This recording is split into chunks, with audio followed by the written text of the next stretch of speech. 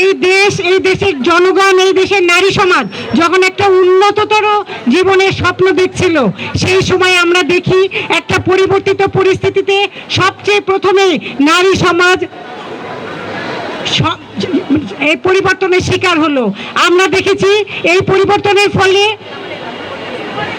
এদেশের নারী সমাজ, এদেশের আদিবাসী নারী গোষ্ঠী, প্রান্তিক জনগোষ্ঠী, এদেশের সংখ্যালঘু জনগোষ্ঠী, এদেশের লিঙ্গ বৈচিত্র্যের যে জনগোষ্ঠী সহ সমস্ত প্রান্তিক জনগোষ্ঠী কিভাবে নানানভাবে বৈষম্য এবং নির্যাতনের শিকার হলো যারা এই আন্দোলনের সঙ্গে ছিলেন, সেই আন্দোলনে যারা সামনের সারিতে যে সমস্ত নারী নেতৃত্ব ছিলেন, তারাও কি ধরনের বৈষম্য লাঞ্ছনার শিকার হলেন।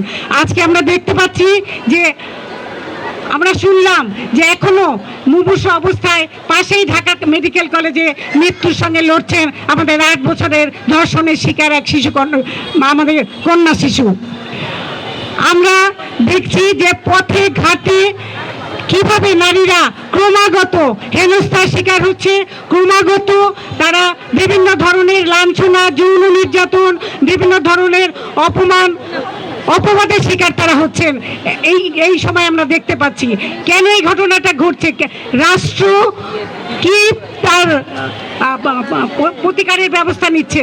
আমরা দেখেছি যে বেগম রোকেয়ার মতো যিনি রাজনৈতিক বিবেচনায় নয়, যার নামে এদেশে রাষ্ট্রীয় পদক পরিবর্তন করা হয়েছে, সেই বেগম রোকেয়া, তার অবয়বে কালি মেখে দেওয়া হয়েছে।